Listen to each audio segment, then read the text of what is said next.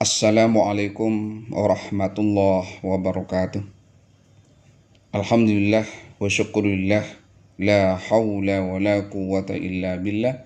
Ashhadu an la ilaha illallah wahdahu la syarika lah. Wa ashhadu anna Muhammadan abduhu wa rasuluh. La nabiya ba'dah. Hadirin pemirsa yang dirahmati oleh Allah Subhanahu wa taala. Syukur kehadirat Allah Subhanahu wa taala yang telah memberikan hidayah bagi kita semua, sehingga kita bersama selalu melaksanakan sesuatu sesuai dengan nilai-nilai Allah Subhanahu wa ta'ala. Syukur kehadiratnya, karena walaupun tadi malam kita tidak meminta apapun kepada Allah Subhanahu wa ta'ala, lupa untuk sholat tahajud kepada Allah Subhanahu wa ta'ala, Allah secara cuma-cuma ternyata memberikan sehat pagi harinya, memberikan rizki pagi harinya, dan Allah Subhanahu wa ta'ala selalu memberikan kasih sayang kepada kita bersama. Hadirin yang dirahmati oleh Allah Subhanahu wa ta'ala, Allah Maha sayang kepada kita. Bismillahirrahmanirrahim. Dengan menyebut nama Allah yang Maha Pengasih lagi Maha Penyayang. Dari 114 ayat, dari 114 surat yang ada di dalam Al-Quran, hanya surat Al-Bara'ah, surat At-Taubat yang tidak ada bismillahnya. Semua diawali dengan kalimat bismillahirrahmanirrahim. Itu artinya Allah Maha Kasih, Allah Maha Sayang. Allah tidak menunjukkan sosok zat yang maha tinggi, yang maha merajai, tetapi Allah menunjukkan pertama kali adalah zat yang maha kasih dan maha sayang kepada Allah Subhanahu wa ta'ala, kepada umat, kepada hambanya. Hadirin yang dirahmati oleh Allah Subhanahu wa ta'ala, suatu ketika Rasulullah SAW bersabda, sidqul mahabbah.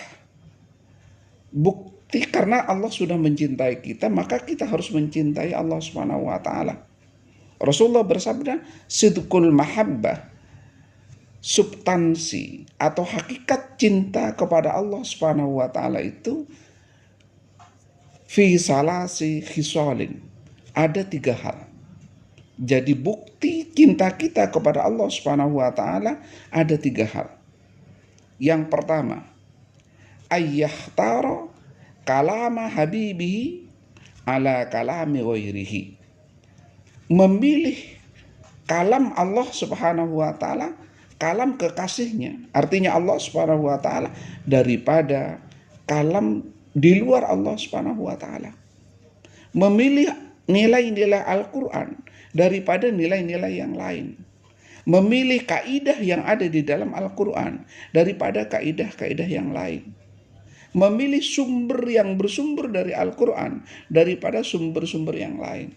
Hadirin yang dirahmati oleh Allah Subhanahu wa ta'ala, Rasulullah SAW bersabda dalam hadis yang lain, khairukum man ta'allamal Qur'an wa 'allamahu. Sebaik-baik kalian adalah orang yang mempelajari Al-Quran dan mengajarkannya, mengamalkannya. Hadirin yang dirahmati oleh Allah Subhanahu wa ta'ala, ciri khas pertama bahwa cinta kepada Allah, bahwa kita cinta kepada Allah Subhanahu wa ta'ala adalah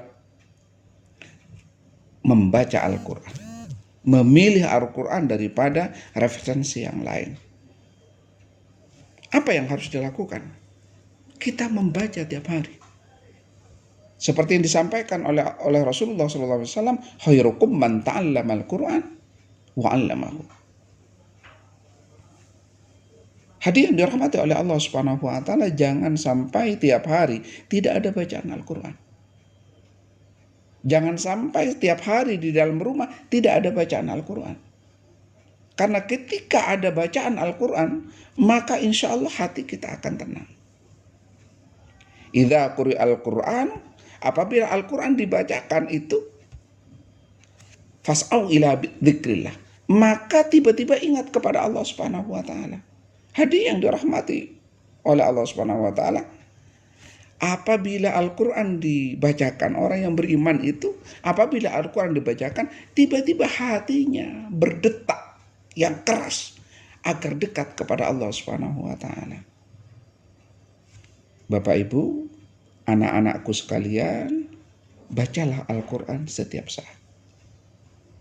Yang kedua seperti sabda Rasulullah, ta'allam Al-Quran, mempelajari isi Al-Quran. Saya ulangi, mempelajari isi Al-Quran. Al-Quran tidak hanya dibaca sampai hatam 1, 2, 3, 4 kali, 5 kali.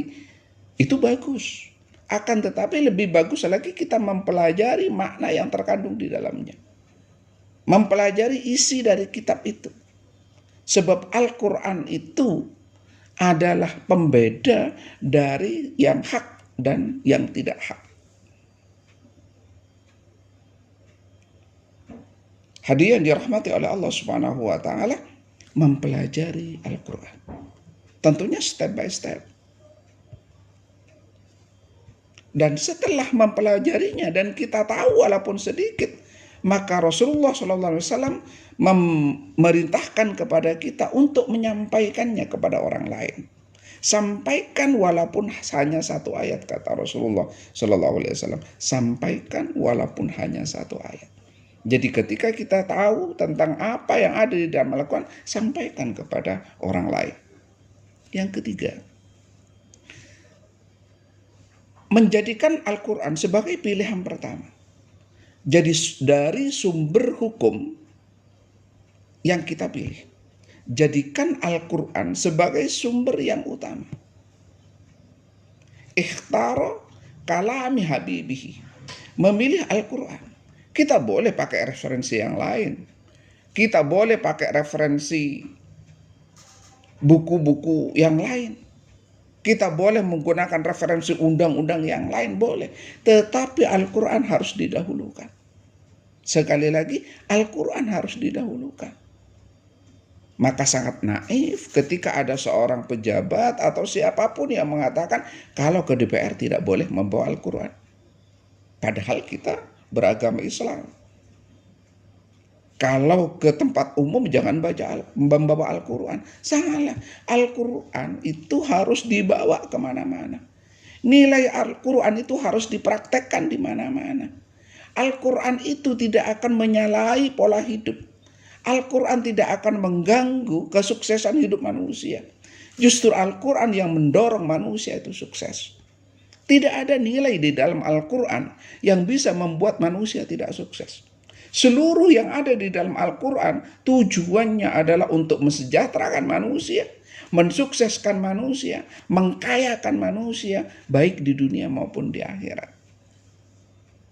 Dan Al-Quran juga tidak mengajak orang lain di luar Islam untuk diganggu. Al-Quran sangat toleran. Lihat surat di dalam Al-Quran itu. Lakum dinukum waliyadin.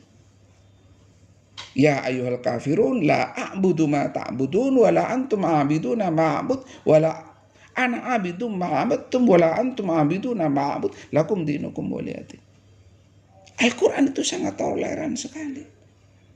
Jadi orang lain yang di luar Islam jangan pernah takut kepada orang yang pegang Al-Quran.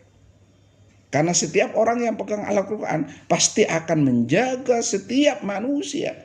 Kok manusia? Hewan juga akan dijaga oleh orang yang memegang nilai-nilai Al-Quran.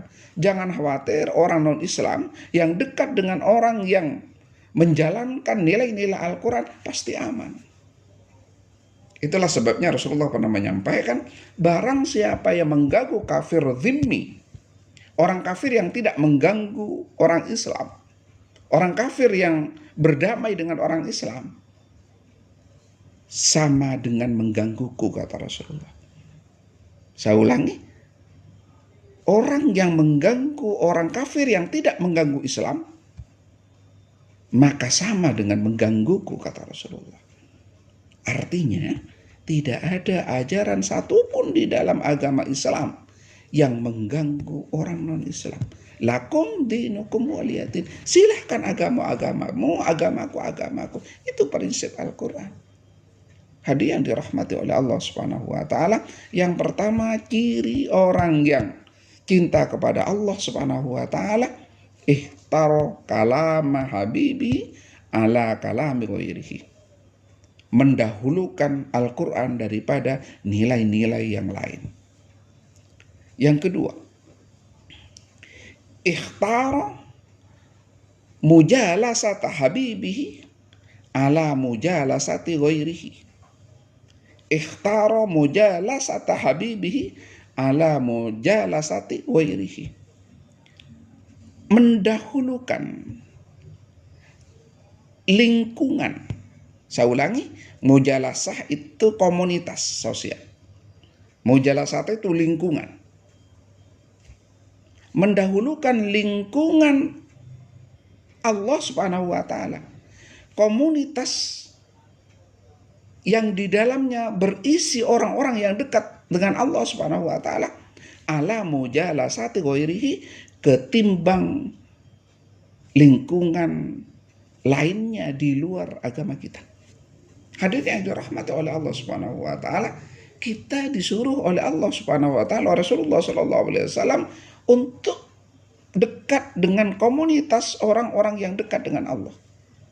Dengan komunitas yang biasa ngaji, dengan komunitas yang biasa dakwah, dengan komunitas yang biasa menjalankan nilai-nilai agama Islam, dengan komunitas yang biasa ke masjid, dengan komunitas yang biasa naik haji, dengan komunitas yang nilai-nilai agama Islam dijunjung tinggi, daripada komunitas-komunitas yang lain yang jauh dari nilai-nilai agama Islam. Hadirin dirahmati oleh Allah Subhanahu wa taala, ada sebuah teori psikologi. Seorang anak lebih tunduk kepada peer group. Apa peer group itu? Teman sebaya, lingkungan pertemanan. Jadi seorang anak yang kumpul dengan teman-teman yang biasa baca Al-Quran, maka dia akan baca Al-Quran. Seorang anak yang terbiasa kumpul dengan anak-anak yang sering kajian ke masjid, maka dia akan melakukan hal yang sama.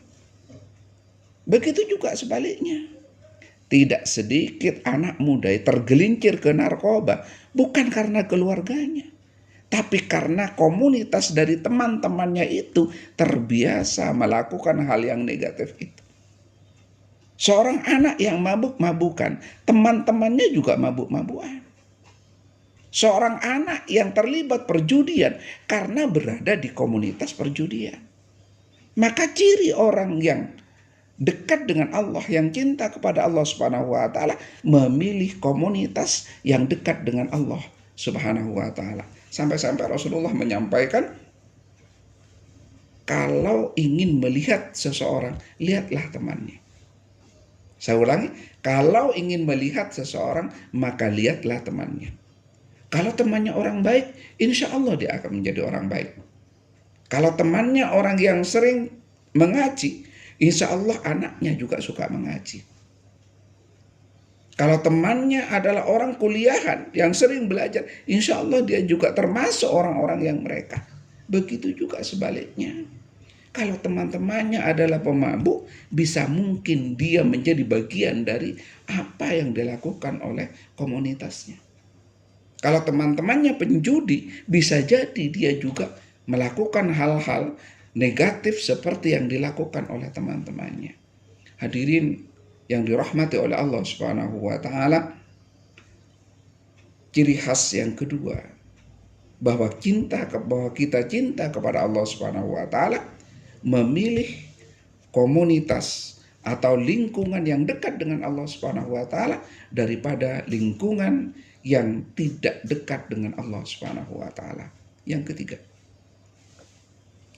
ayyahtara ridha habibihi ala ridha ghairihi.